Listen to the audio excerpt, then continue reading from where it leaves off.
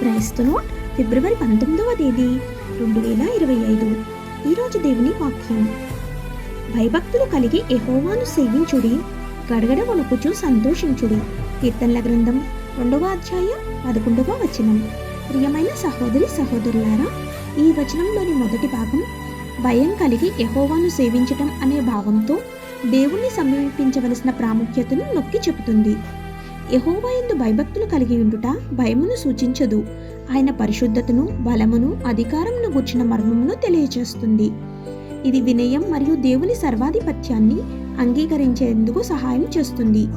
ఈ భయం అభద్రత లేదా శిక్షపై ఆధారపడి ఉండదు, కానీ దేవుని వ్యక్తిత్వం పట్ల, సృష్టికర్తగా, విశ్వానికి పరిపాలకునిగా ఆయన పాత్ర పట్ల ప్రగాఢ గౌరవం, మన జీవితాలు ఆయన చిత్తానికి విధేయతకు చూపించడంలో, ఆయన అధికారానికి లోబడటంలో జీవించవలసిన గుర్తింపు అది.